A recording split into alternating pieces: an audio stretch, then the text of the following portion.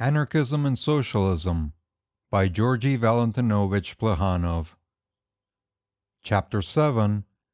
The So-Called Anarchist Tactics, Their Morality. The anarchists are utopians. Their point of view has nothing in common with that of modern scientific socialism. But there are utopias and utopias. The great utopians of the first half of our century were men of genius. They helped forward social science, which in their time was still entirely utopian. The utopians of today, the anarchists, are the abstractors of quintessence, who can only fully draw forth some pure conclusions from certain mummified principles. They have nothing to do with social science, which, in its onward march, has distanced them by at least half a century. Their profound thinkers, their lofty theorists, do not even succeed in making the two ends of their reasoning meet. They are the decadent utopians, stricken with incurable intellectual anemia. The great utopians did much for the development of the working class movement. The utopians of our days do nothing but retard its progress, and it is especially their so-called tactics that are harmful to the proletariat. We already know that Bakunin interpreted the rules of the International in the sense that the working class must give up all political action and concentrate its efforts upon the domain of the immediately economic struggle for higher wages, a reduction of the hours of labor, and so forth. Bakunin himself felt that such tactics were not very revolutionary. He tried to complete them through the action of his alliance. He preached riots. But the more the class consciousness of the proletariat develops, the more it inclines towards political action and gives up the riots so common during its infancy. It is more difficult to induce the working men of Western Europe, who have attained a certain degree of political development, to riot, than, for example, the credulous and ignorant Russian peasants. As the proletariat has shown no taste for the tactics of riot, the companions have been forced to replace it by individual action. It was especially after the attempted insurrection at Benevento in Italy in 1877 that the Bakunists began to glorify the propaganda of the deed. But if we glance back at the period that separates us from the attempt of Benevento, we shall see that this propaganda too assumed a special form, very few riots, and these quite insignificant, a great many personal attempts against public edifices, against individuals, and even against property, individually hereditary, of course. It could not be otherwise. We have already seen numerous revolts by people who wished to obtain urgent reforms, says Louis Michel in an interview with a correspondent of the Matin on the occasion of the violent attempt. What was the result? The people were shot down. Well, we think the people have been sufficiently bled. It is better large-hearted people should sacrifice themselves and, at their own risk, commit acts of violence whose object is to terrorize the government and the bourgeois. This is exactly what we have said, only in slightly different words. Louis Michel has forgotten to say that revolts, causing the bloodshed of the people, figured at the head of the anarchists' program, until the anarchists became convinced, not that these partial risings in no way serve the cause of the workers, but that the workers, for the most part, will not have anything to do with these risings. Error has its logic as well as truth. Once you reject the political action of the working class, you are fatally driven, provided you do not wish to serve the bourgeois politicians, to accept the tactics of the Vaillants and the Henrys. The so-called independent members of the German Socialist Party have proved this in their own persons. They began by attacking parliamentarism, and to the old reformist tactics of the old members they opposed, on paper of course, the revolutionary struggle, the purely economic struggle. But this struggle, developing naturally, must inevitably bring about the entry of the proletariat into the arena of political struggles.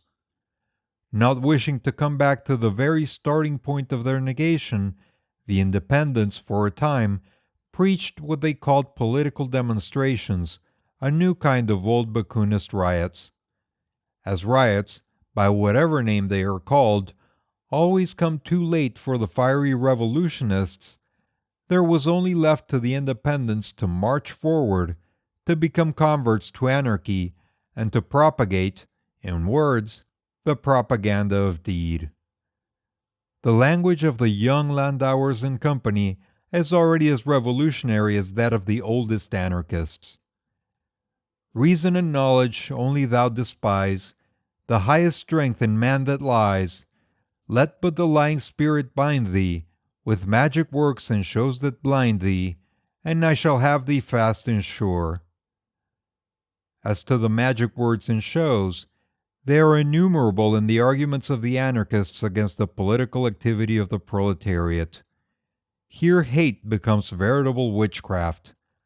Thus Kropotkin turns their own arm, the materialist conception of history, against the Social Democrats. To each new economical phase of life corresponds a new political phase, he assures us. Absolute monarchy, that is court rule, corresponded to the system of serfdom. Representative government corresponds to capital rule. Both, however, are class rule. But in a society where the distinction between capitalist and laborer has disappeared, there is no need for such a government. It would be an anachronism, a nuisance. If Social Democrats were to tell him they know this at least as well as he does, Kropotkin would reply that possibly they do, but that then they will not draw a logical conclusion from these premises. He, Kropotkin, is your real logician. Since the political constitution of every country is determined by its economic condition, he argues, the political action of socialists is absolute nonsense.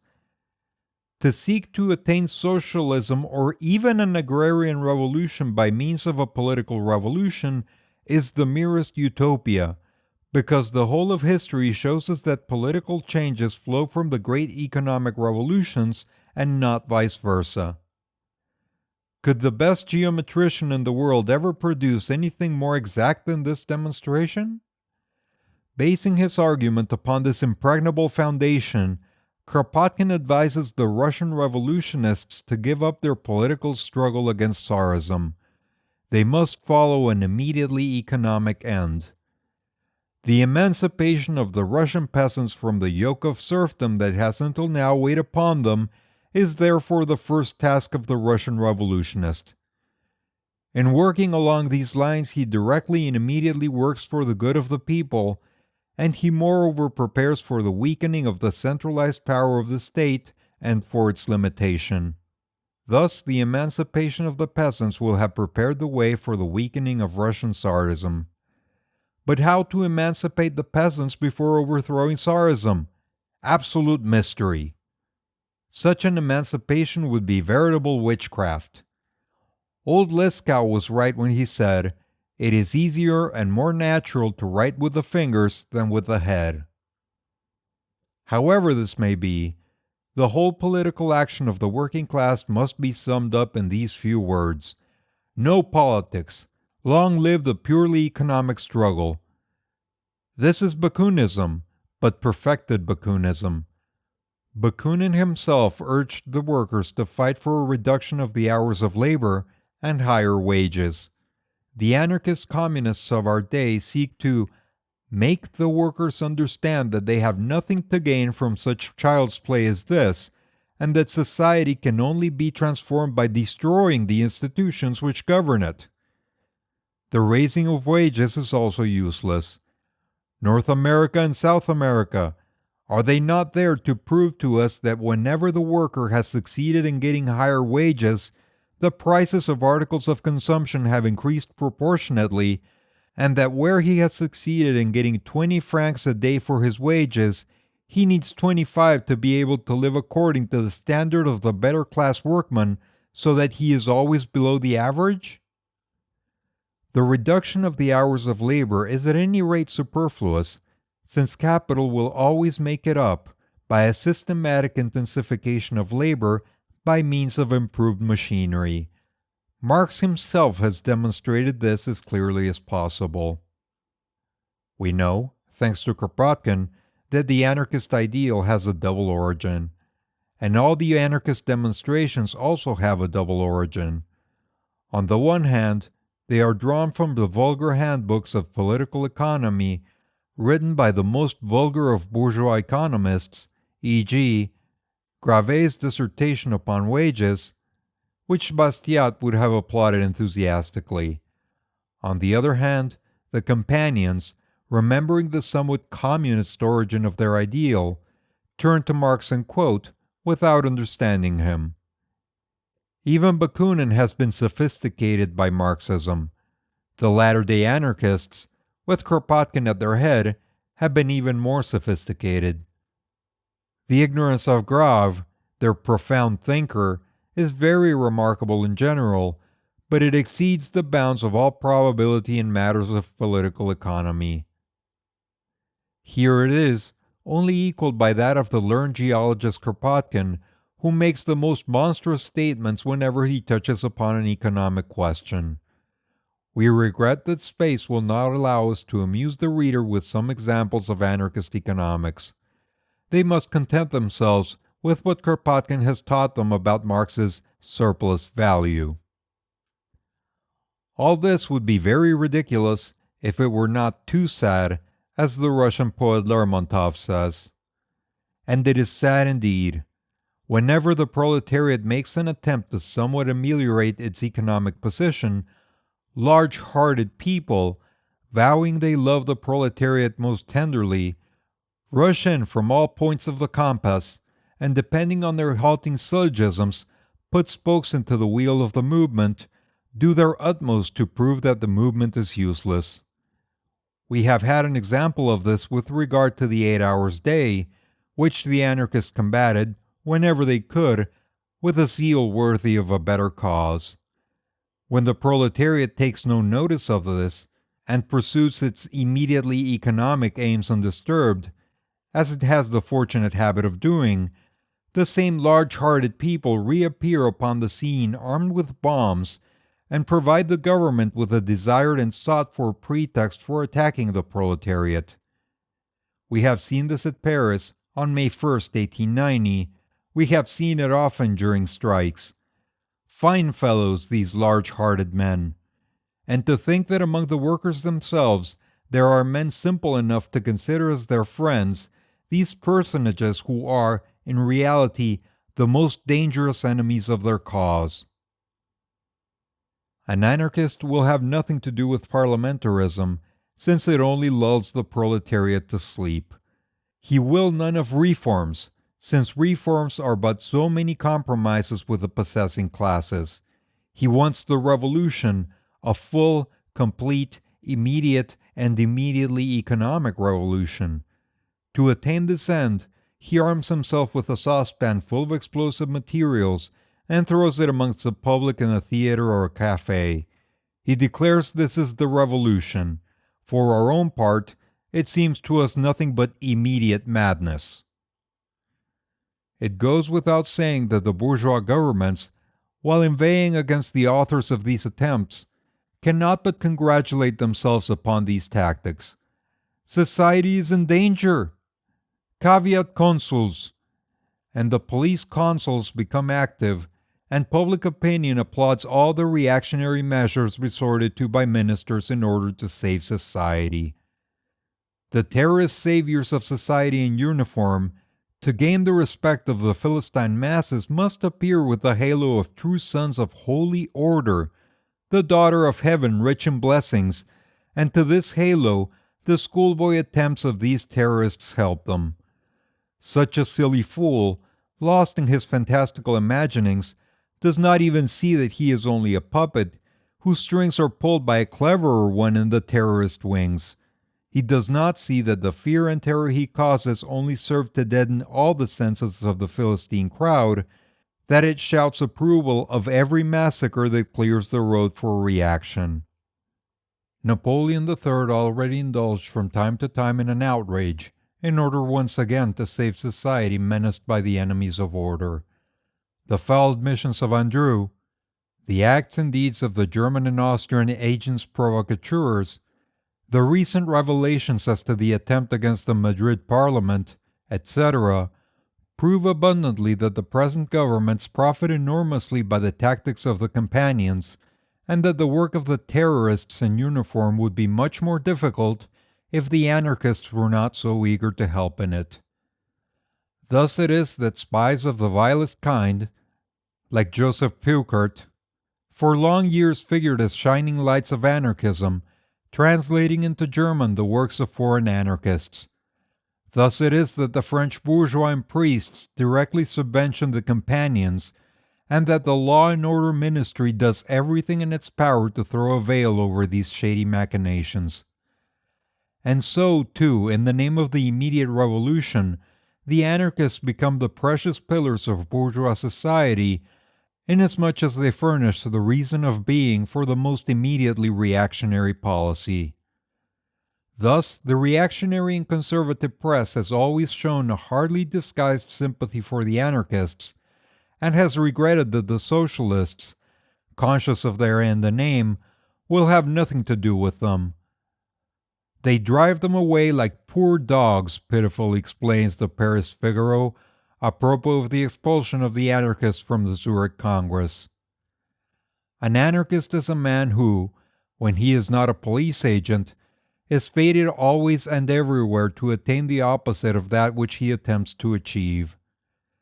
To send working men to a parliament, said Bordat before the Lyon Tribunal in 1893, is to act like a mother who would take her daughter to a brothel. Thus it is also in the name of morality that the anarchists repudiate political action. But what is the outcome of their fear of parliamentary corruption? The glorification of theft. Put money in thy purse, wrote Most in his Freiheit, already in 1880. The exploits of the Duvals and Ravachol, who in the name of the cause commit the most vulgar and disgusting crimes.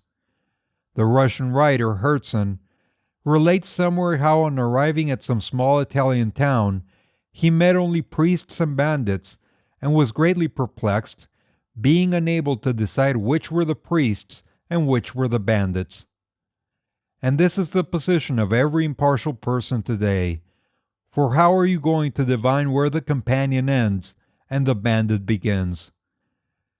The anarchists themselves are not always sure, as was proved by the controversy caused in their ranks by the Ravachol affair.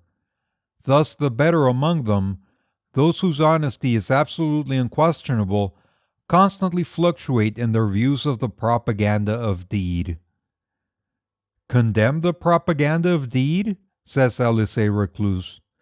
But what is this propaganda except the preaching of well-doing and love of humanity by example? Those who call the propaganda of deed acts of violence prove that they have not understood the meaning of this expression. The anarchist who understands his part, instead of massacring somebody or other, will exclusively strive to bring this person round to his opinions, and to make of him an adept who, in his turn, will make propaganda of deed by showing himself good and just to all those whom he may meet. We will not ask what is left of the anarchist who has divorced himself from the tactics of deeds. We only ask the reader to consider the following lines. The editor of the Sempre Aventi wrote to Alexis Reclus, asking him for his true opinion of Ravachol. I admire his courage, his goodness of heart, his greatness of soul, the generosity with which he pardons his enemies, or rather his betrayers. I hardly know of any men who have surpassed him in nobleness of conduct. I reserve the question as to how far it is always desirable to push to extremities one's own right, and whether other considerations moved by a spirit of human solidarity ought not to prevail. Still, I am none the less one of those who recognize in Ravachol a hero of a magnanimity but little common. This does not at all fit with the declaration quoted above, and it proves irrefutably that citizen recluse fluctuates, that he does not know exactly where his companion ends and the bandit begins. The problem is the more difficult to solve that there are a good many individuals who are at the same time bandits and anarchists. Ravachol was no exception. At the house of the anarchists, Oritz and Kirkoti, recently arrested at Paris, an enormous mass of stolen goods were found. Nor is it only in France that you have the combination of these two apparently different trades. It will suffice to remind the readers of the Austrians Kammerer and Stahlmacher. Kropotkin would have us believe that anarchist morality, a morality free from all obligations or sanction, opposed to all utilitarian calculations, is the same as the natural morality of the people, the morality from the habit of well-doing. The morality of the anarchists is that of persons who look upon all human action from the abstract point of view of the unlimited rights of the individual, and who, in the name of these rights, pass a verdict of not guilty on the most atrocious deeds, the most revolting arbitrary acts. "What matter the victims?" exclaimed the anarchist poet Laurent Talhand, on the very evening of Vaillant's outrage at the banquet of the Plume Society, provided the gesture is beautiful. Talhand is a decadent who, because he is blasé, has the courage of his anarchist opinions. In fact, the anarchists combat democracy because democracy, according to them, is nothing but the tyranny of the majority as against the minority. The majority has no right to impose its wishes upon the minority. But if this is so, in the name of what moral principle do the anarchists revolt against the bourgeoisie? Because the bourgeoisie are not a minority? Or because they do not do what they will to do? "Do as thou wouldst," proclaim the anarchists. The bourgeoisie want to exploit the proletariat, and do it remarkably well. They thus follow the anarchist precept, and the companions are very wrong to complain of their conduct. They become altogether ridiculous when they combat the bourgeoisie in the name of their victims. "What matters the death of vague human beings," continues the anarchist logician Talhand, "if thereby the individual affirms himself?" Here we have the true morality of the anarchists. It is also that of the crowned heads. Thus I will, thus I command. Thus, in the name of the revolution, the anarchists serve the cause of reaction. In the name of morality, they approve the most immoral acts. In the name of individual liberty, they trample underfoot all the rights of their fellows. And this is why the whole anarchist doctrine founders upon its own logic. If any maniac today may, because he wants to, kill as many men as he likes, society, composed of an immense number of individuals, may certainly bring him to his senses, not because it is its caprice, but because it is its duty, because such is the condition sine qua non of its existence.